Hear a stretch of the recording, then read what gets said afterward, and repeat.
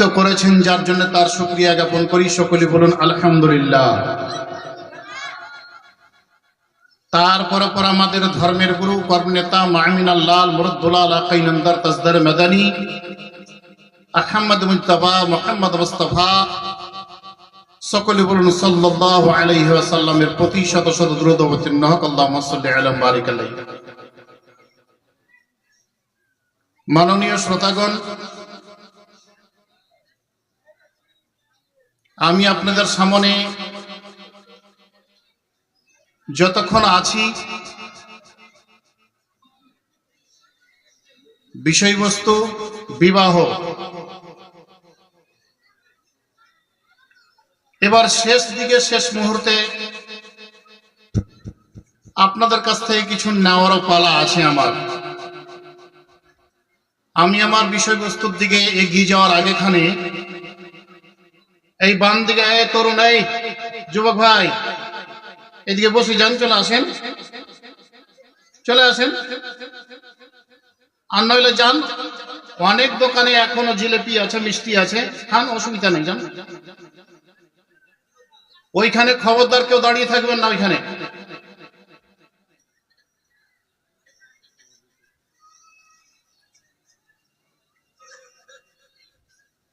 নবী পাক সাল্লাল্লাহু আলাইহি ওয়াসাল্লাম বলছেন,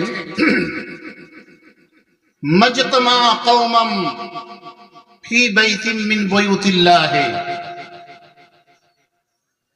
কোন একটা দল অথবা কিছু সংখ্যক মানুষ কোন একটা আল্লাহর ঘরে একত্রিত হলো, বসলো, ওয়ায়াতলুনা কিতাবাল্লাহি, আল্লাহর কিতাব তেলাওয়াত করলো, ওয়ায়াতাদারাসুনাহু, এবং তা নিয়ে নিজেদের ভেতরে চর্চা করলো। তা আল্লাহ পাক রব্বুল আলামিনের নবী বললেন, তাদের জন্য কয়েকখানা খুশির খবর, কয়েকখানা সুসংবাদ। কি? ইল্লা নাযালাত আলাইহিমুস সাকিনাত, তাদের উপরে আল্লাহর পক্ষ থেকে শান্তি বর্ষিত হয়। দ্বিতীয় নম্বরে বলছেন, ওয়া গাশিয়াতুহুমুর রাহমাত, তাদেরকে আল্লাহর রহমত আচ্ছন্ন করে ফেলে। ওয়া হাফাতুহুমুল মালাইকাত, এবং তাদেরকে রহমতের ফারিস্তা রহমত দিয়ে ঘিরে নেয়, ঢেকে থাকে। নবী বললেন, শুধু এই তিনটা সুসংবাদ নয়, আরো আছে। কি?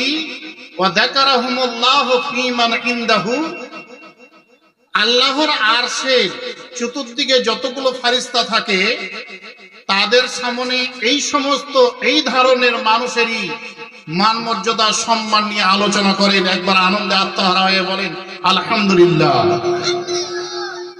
এই হাদিসটি একেবারে মসজিদের জন্য খাস নয়, যে কোনো জায়গাতেই একটা ধর্মীয় সভা, ইসলামিক সভা হচ্ছে, ওই জায়গাতে আল্লাহর শান্তি বর্ষিত হয়, রহমত বর্ষিত হয়, অগণন অসংখ্যক ফারিস্তা আসেন এই মাজলিসে। যতক্ষণ পর্যন্ত বসে কোরআন হাদিসের কথা শ্রবণ করবেন, এই সময়টুকুকে মহান আল্লাহ পাক রব্বুল আলামিন ইবাদতের সময়ের ভিতরে গণনা করেন। আবার একবার বলেন আলহামদুলিল্লাহ।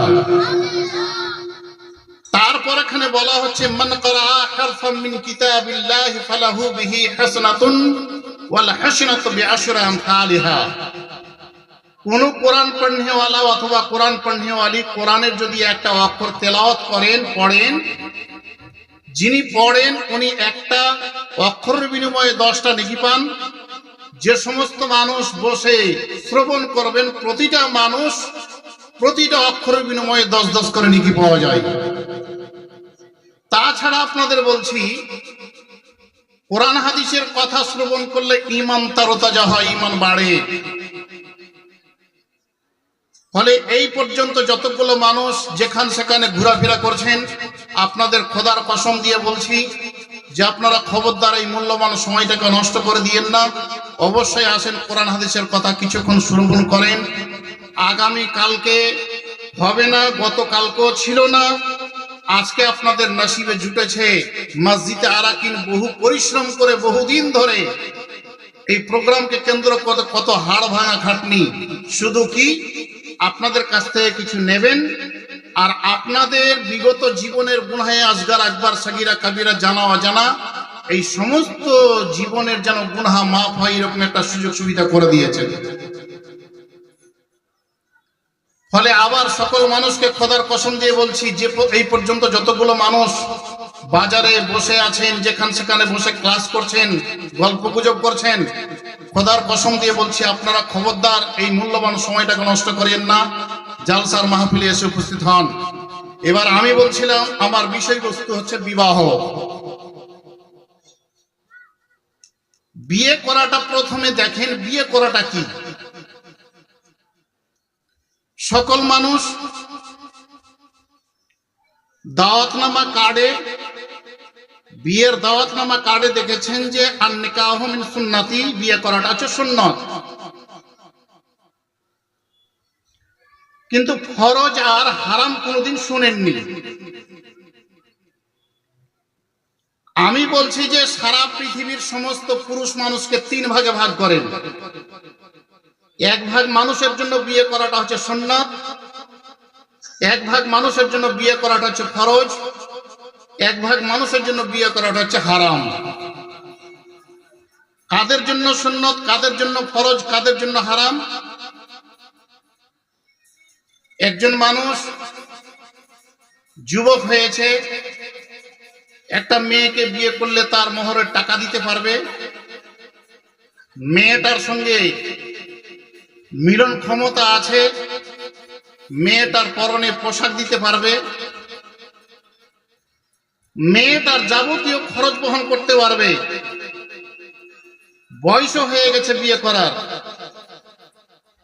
কিন্তু নিজের কিছু শিথিলতা আছে, গাফলাতি আছে।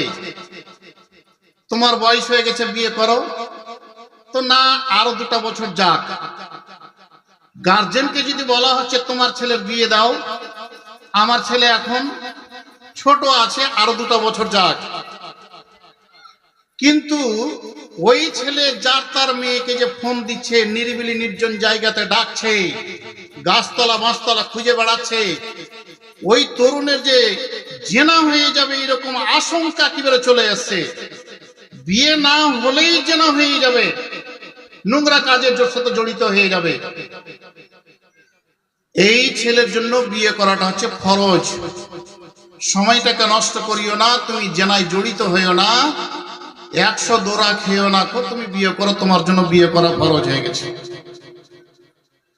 সুন্নত কার জন্য? নবী পাক সাল্লাল্লাহু আলাইহি ওয়াসাল্লাম বললেন, ইয়া মাশারাশ শাবাবি মান ইসতাতা মিনকুমুল বাতা। নবী বললেন, তরুণ তুমি তরুণ হয়েছো, যুবক তুমি যুবক হয়েছো, একজন মেয়েকে বিয়ে করলে মোহরের টাকা দিতে হবে, তোমার টাকা দেওয়ার ক্ষমতা আছে, মোহর দেওয়ার ক্ষমতা আছে। মেয়েটাকে বিয়ে করে নিয়ে আসার পর এখানে তার পরনের পোশাক দিতে হবে, পোশাক দেওয়ার ক্ষমতা আছে। মেয়েটার পেটের আহার দিতে হবে, পেটে আহার দেওয়ার ক্ষমতা আছে। সার কথা হচ্ছে মেয়েটার যাবতীয় খরচ বহন তোমাকে করতে হবে, যাবতীয় খরচ বহন করার ক্ষমতা আছে। তুমি যুবক হয়ে গেছো, মেয়েটার সঙ্গে মিলন করতে হবে, শারীরিক ক্ষমতা আছে, মেয়েটার জৈন চেতনাকে মিটাতে পারবে এরকম ক্ষমতা আছে। আল্লাহ পাক রব্বুল আলামিনের নবী বললেন, ফালিয়াতাজাওয়াজ, যুবক তুমি বিয়ে করে নাও। আন-নিকাহু মিন সুন্নতি, বিয়ে করাটা হচ্ছে আমার সুন্নত। মান রাগিবা আন সুন্নতি ফালাইসা মিন্নি, যারা আমার সুন্নতকে ছেড়ে দিবে, যারা আমার সুন্নতকে মানবে না, যারা আমার সুন্নতকে উড়িয়ে দেবে, আল্লাহর নবী বললেন সেই সমস্ত মানুষের জন্য আমার পক্ষ থেকে কোনো সুপারিশ থাকবে না। ফরজ আর সুন্নাত থেকে মাত্র পার্থক্য কি পেলেন? যেই ছেলেটার জন্য বিয়ে করা ফরজ, ওই ছেলেটা কি জেনা হয়ে যাবে এরকম হবো এরকম আশঙ্কা দেখা দিচ্ছে। ওই সমস্ত মানুষ, ওই সমস্ত ছেলেদের জন্য বিয়ে করাটা ফরজ। আর সুন্নত কার জন্য? যুবক হয়েছে, সমস্ত জিনিস আছে, স্ত্রীকে যাবতীয় দায় দায়িত্ব বহন করতে পারবে, কিন্তু জিনা হওয়ার আশঙ্কা এখনো হয়নি, ওই ছেলেটার জন্য সুন্নাত।